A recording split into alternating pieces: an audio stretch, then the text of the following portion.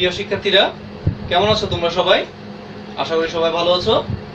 আমি সৌরভ চৌধুরী, গণিত শিক্ষক, merit Bangladesh school and college. আচ্ছা, আমরা যখন দোকানে কোনো দ্রব্য ক্রয় করতে যাই, দোকানদার আমাদেরকে একটি নির্দিষ্ট লাভে দ্রব্যটি বিক্রি করে।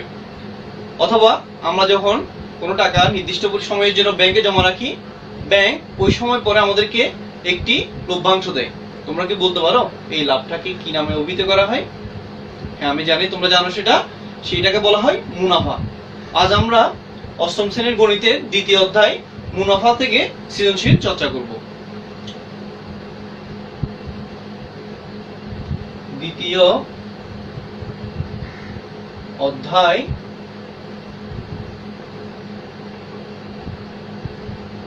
মুনাফা। অষ্টম শ্রেণীর গণিতে দুই ধরনের মুনাফার কথা উল্লেখ আছে। একটি হচ্ছে সরল মুনাফা, একটা হচ্ছে চক্রবৃদ্ধি মুনাফা। বছর শেষে প্রতি বছরই প্রারম্ভিক মূলধনের উপর যে মুনাফা প্রদান করা হয় তাকে বলা হয় সরল মুনাফা। আবার প্রতি বছর শেষে যে মুনাফা আসল হয় সেই মুনাফা আসলকে মূলধন বিবেচনা করে যে মুনাফা প্রদান করা হয় সেটি হলো চক্রবৃদ্ধি মুনাফা। তোমরা জানো গণিতের যে কোনো অধ্যায় হতে গাণিতিক সমস্যা সমাধান করার আগে সবচেয়ে গুরুত্বপূর্ণ হলো সে অধ্যায়ের সূত্রগুলো সম্পর্কে অবহিত হওয়া। তাই চলো আমরা এই দ্বিতীয় অধ্যায় মুনাফা চ্যাপ্টারের সূত্রগুলি নিয়ে একটু আলোচনা করি। প্রথমে আমাদের আসবে সরল মুনাফা। সরল মুনাফাকে চিহ্নিত করা হয় আই দ্বারা। I equal to P R N. এখানে পি কি? পি হলো যে টাকাটা আমি ব্যাংকে জমা রাখি, ওটাকে বলা হয় মূলধন বা আসল। আর হলো মুনাফার হার। মুনাফার হার আর কে সবসময় শতকরায় প্রকাশ করা হয়। মুনাফার হার কথাটার অর্থ হলো 100 টাকার এক বছরের মুনাফা। আর এন হলো নির্দিষ্ট সময়, যে সময়ের জন্য আমি ব্যাংকে টাকাটা জমা রাখি সেই সময়কে এন দ্বারা চিহ্নিত করা হয়। এবার আসি মুনাফা আসল। মুনাফা আসল এ ইকুয়াল টু আসল যোগ মুনাফা। তাহলে আসল পি যোগ আই এর মান হচ্ছে পি আর এন। এখান থেকে যদি আমরা পি কমন নিই তাহলে হবে 1 প্লাস আর এন। এটা হচ্ছে মুনাফা আসল সরল মুনাফার ক্ষেত্রে। এবার আসি আমরা চক্রবৃদ্ধি মূলধন। চক্রবৃদ্ধি মূলধনের ক্ষেত্রে প্রতীকটি হলো C, P into 1 plus R to the power N. চক্রবৃদ্ধি মূলধনের সূত্রটি হলো P C equal to P into 1 plus R to the power N. এবার এক্ষেত্রে চক্রবৃদ্ধি মুনাফা কিভাবে নির্ণয় করা হয়? চক্রবৃদ্ধি মুনাফা সমান হলো সি মাইনাস পি। সি এর সূত্র আমরা এখান থেকে পেলাম P into 1 plus R to the power N minus P. এখান থেকে যদি আমরা এখন পি কমন নেই আমাদের হবে 1 plus R to the power N minus 1। তাহলে আমরা এখান থেকে যে সূত্রগুলো দেখলাম, প্রথম সূত্র হলো সরল মুনাফার সূত্র I equal to P R N, দ্বিতীয়টি হলো মুনাফা আসলের সূত্র, তৃতীয়টি হলো চক্রবৃদ্ধি মূলধনের সূত্র এবং সর্বশেষটি হলো চক্রবৃদ্ধি মুনাফা নির্ণয়ের সূত্র। এবার চলো আমরা এই অধ্যায় হতে একটি সৃজনশীল চর্চা করি।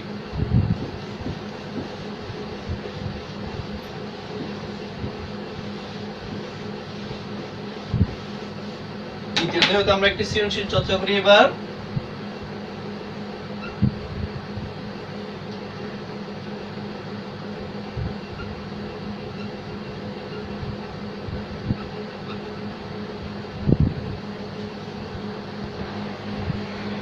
আমি সৃজনশীল প্রশ্নটি এখানে লিখে দিয়েছি, সবাই একটু দেখো। একজন ব্যবসায়ী ব্যাংকে ৫,০০০ টাকা জমা রেখে ৩ বছর পর মুনাফা সহ ৬,৫০০ টাকা পেয়েছেন। ক নং প্রশ্ন, সরল মুনাফার হার নির্ণয় করো। খ নং প্রশ্ন, আরো 5 বছর পর মুনাফা আসল কত হবে। গ নং প্রশ্ন, 5,000 টাকা একই হার চক্রবৃদ্ধি মুনাফায় জমা রাখলে 2 বছর পর চক্রবৃদ্ধি মূলধন কত হতো। আমরা এখন এই সৃজনশীলটা সমাধান করব। তোমরা আমার সাথে সাথে একটু খাতা এটা তুলে নাও সমাধানটা। প্রথমেই ক সমাধান।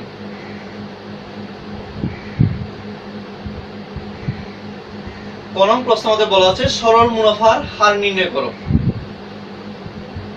আচ্ছা, এখানে আমাদের কি কি দেওয়া আছে দেখি আমরা। এখানে প্রথমেই বলা আছে ব্যবসায়ী ব্যাংকে জমা রেখেছিল 5,000 টাকা, তাহলে যে টাকাটা ব্যাংকে জমা রেখেছিল সেটি তার আসল।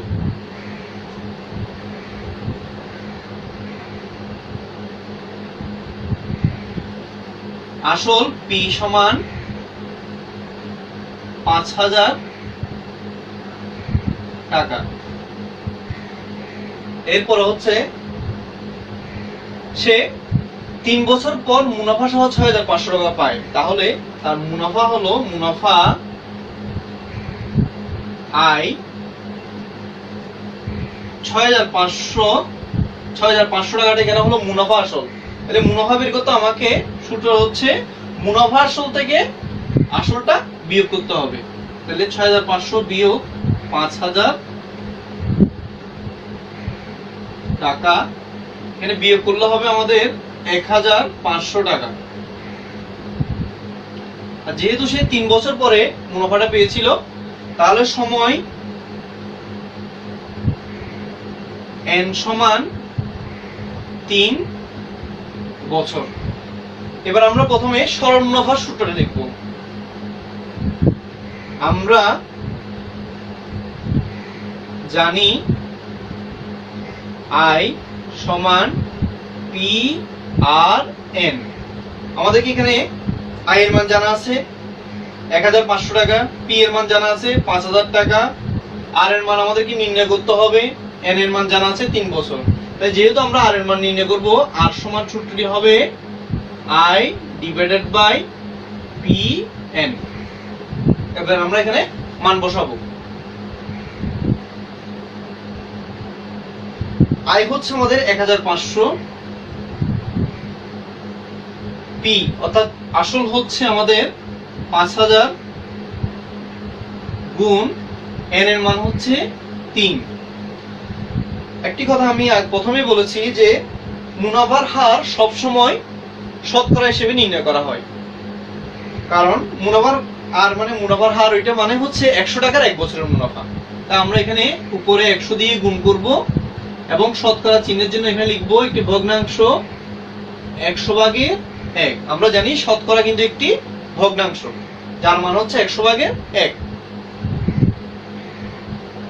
আমরা যদি এখানে ক্যালকুলেশনটা করি 1,500 গুণ 100 ভাগ 5,000 গুণ 3, আমাদের এখানে মান আসলো 10। এই জায়গাটার মান আসলো 10, আর এই 100/1 জন্য আমরা এখানে একটি শতকরার প্রতীক দেব 10%। তাহলে আমাদের নির্ণয় মুনাফার হার হলো 10%। আমাদের ক নং প্রশ্নের সমাধান এখানেই শেষ। এবার আমরা যাব আমাদের খ নং প্রশ্নের সমাধানে।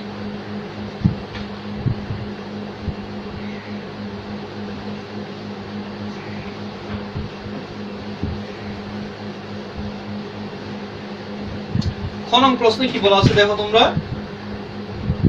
খ নং প্রশ্ন বলা আছে আরো 5 বছর পর মুনাফা আসল কত হবে। আচ্ছা, এখানে আমরা আবার লিখি, এখানে আসল পি এর মান ছিল 5,000 টাকা,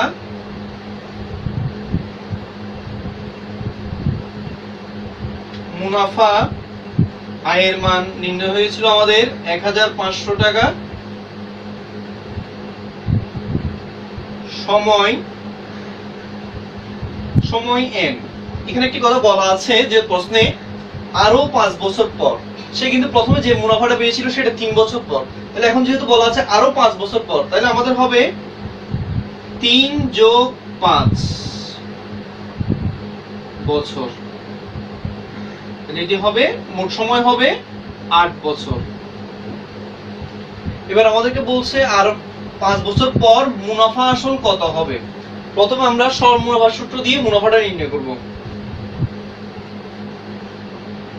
আমরা জানি I সমান P/N।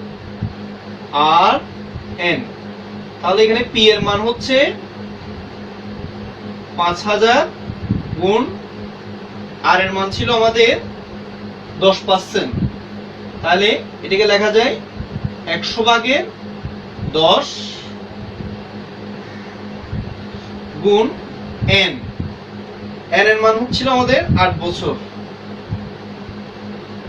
8। তাহলে আমরা এখানে নির্ণয় করব 5000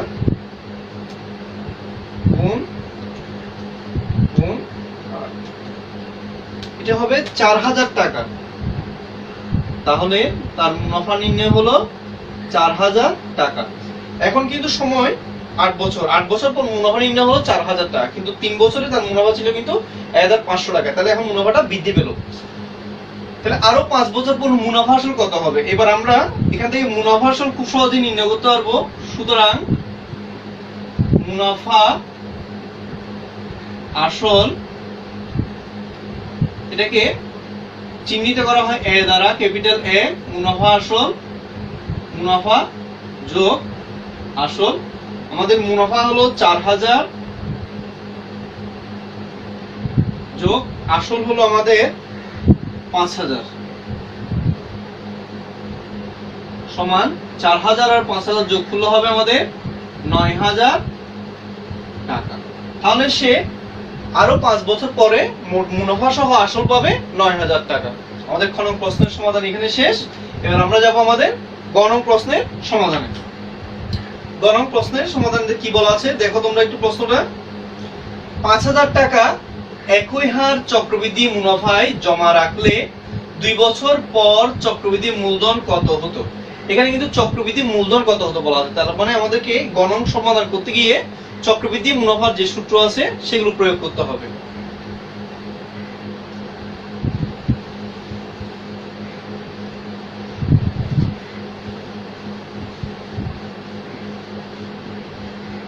সমাধান এখানে একইভাবে আসল হচ্ছে 5000 টাকা, সময় n সমান হলো 2 বছর।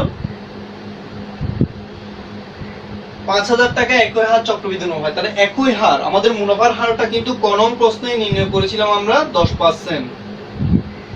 তাহলে মুনাফার হার ঠিক থাকবে। মুনাফার হার আর সমান 10%, বা এটাকে লেখা যায় 100/10। এবার আমাদেরকে বলা আছে 2 বছর পর চক্রবৃদ্ধি মূলধন কত হতো। তাহলে আমরা সূত্র লিখি চক্রবৃদ্ধি মূলধনের। আমরা জানি চক্রবৃদ্ধি মূলধন C সমান P into 1 plus R two the power n। এখানে P এর মানটি হলো 5000, 1 যোগ R এর মানটি হলো 100/10, আর n এর মান অর্থাৎ সময় হলো এখানে 2 বছর। তাহলে পাওয়ার লিখবো আমি 2। 5000 গুণ, এখানে যদি আমরা 10 কে 100 দ্বারা ভাগ করি তাহলে হবে 0.1। 1 যোগ করলে হবে সাথে 1.1। 1.1 এর উপরে পাওয়ার আছে 2। তাহলে 1.1 এর হবে 1.21। 1.21 1.21 এর সাথে আমাকে এখন 5000 গুণ করতে হবে। তাহলে আমাদের হলো 6050। 6050 টাকা।